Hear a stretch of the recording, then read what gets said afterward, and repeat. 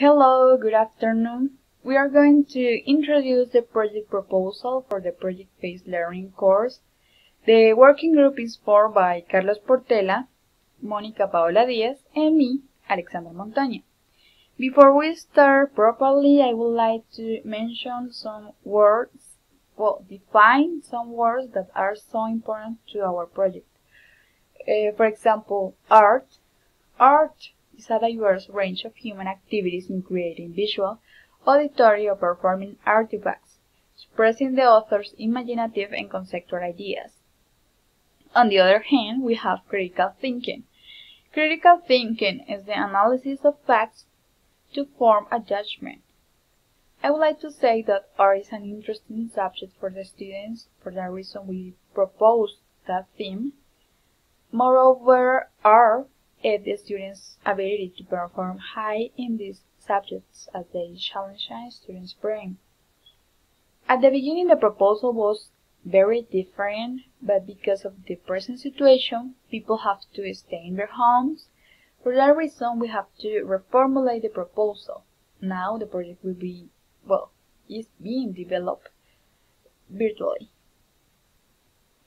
That can be an advantage. Why? Because people are connected to internet and social networks. In that way, they can access easily to the information and activities that we are going to propose. It can use to destroy the monotony and should be seen as therapy.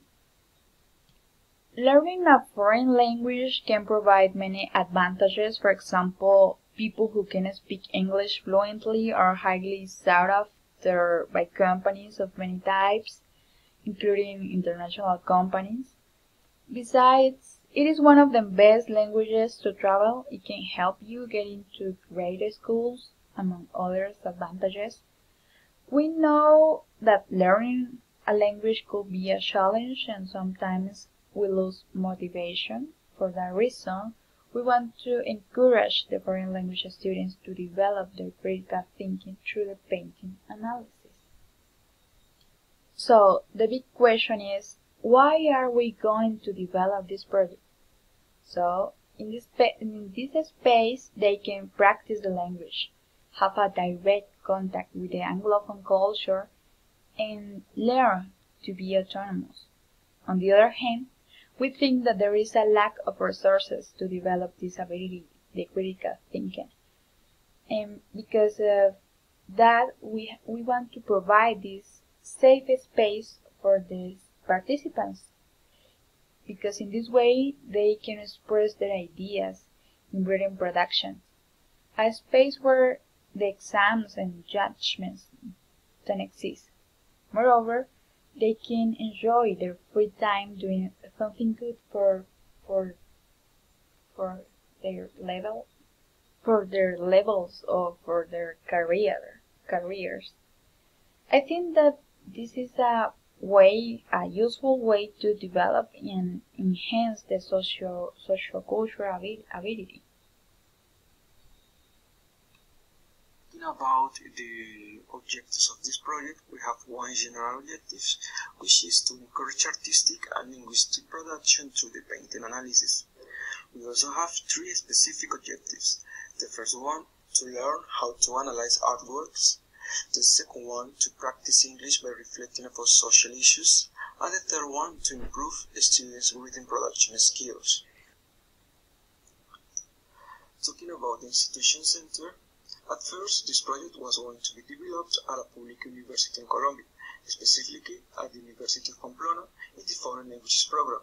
But due to the COVID-19 situation that the world is facing right now, this project from now on will be carried out virtually through a blog and an Instagram. In the blog, the participants find the necessary information about the topics, the artworks, and we will upload their writings there. Meanwhile, in the Instagram account, we will upload the artworks of the week and a little bit of information about the artwork. At the end of the project, the students will make some videos expressing their conclusions about the project, and those will be uploaded in the Instagram account or in the blog. That's up to the participants' decision.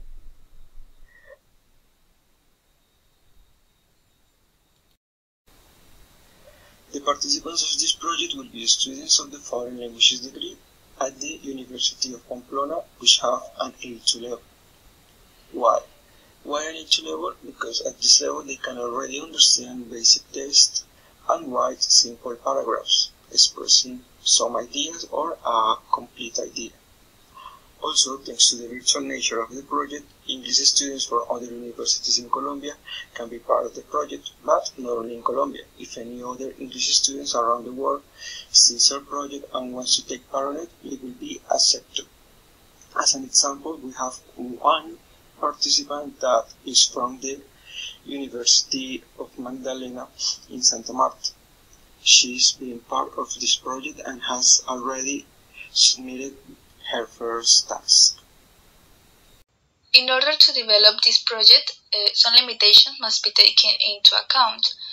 Firstly, the project will be approached in a virtual way, which can increase the participants' motivation, as explained Jacques Thun 2008, by stating that pedagogical innovations such as the use of video, multimedia, and the internet allow learners to acquire a certain mastery of new communication tools and revive their motivation for language learning. However, to motivate participants through the use of technological resources, we need a good internet connection to design the activities, and also participants need technological tools like a computer, a cell phone, or just an internet connection too, in order to develop the proposed activities. In order to better understand this project, we must take into account the following definitions. The first one is reading comprehension. In that way, this is a skill designed for the learner to progressively acquire reading strategies, which is essential for the development of this project. According to the criteria of the Council of Europe, people at A2 level can write a series of simple expressions and phrases. The next one is reading production, which is the ability to express itself. It is defined as a capacity to produce well-formed reading discourses, even in its material organization, adapted to particular situations. Critical thinking. According to Fisher and Scriven, critical thinking is the conscious intellectual process that consists of conceptualizing, analyzing, and evaluating data collected by observation, experience, or communication to guide you in your convictions and your actions. Finally, artwork. An artwork is a kind of representation that is purposive in itself and without an end. Nevertheless, promotes the cultivation of the mental powers for sociable communication. Finally, regarding the theoretical framework, we found some research, some studies that support our project. The first one is Stanford University study to measure the relationship between reading and the arts, and found some likely connections among brain regions involved in the development of reading skills, and how exposure to the visual arts might relate to phonological awareness, which is correlated with the reading ability. On the other hand, we have Mesquita, Kelly, Cristina, and Inocencio study, which focused on education through art in preschool and elementary school, mainly in the last year of preschool and in the first year of primary school, when the teachers start the process of children's literacy. Well, after studying a bibliography about the subject, going from art teaching to its relevance in all levels of education, they focused their attention of imagery art as a didactic and pedagogic way of educating and alphabetizing.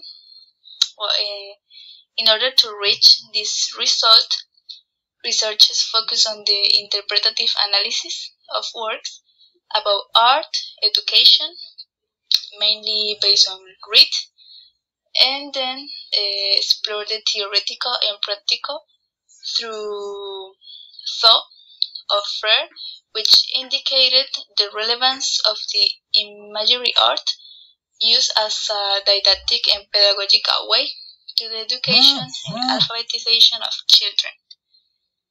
Finally, we found the Tomljenovic study,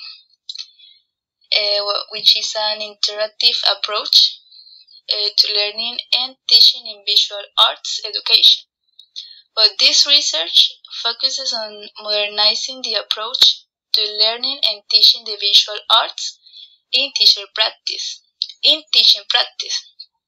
as well as examining the performance of an interactive approach to learning and teaching in visual arts classes with the use of a combination of general and specific teaching methods. The study uses quantitative analysis of data on the basis of results obtained from a pedagogical experiment. These research results confirm the hypothesis about the positive effect of interactive approaches to learning and teaching on some variables. For example, knowledge and understanding of visual art terms, abilities and skills in the use of art materials and techniques within the framework of plain painting tasks, and finally, creativity in solving visual arts problems.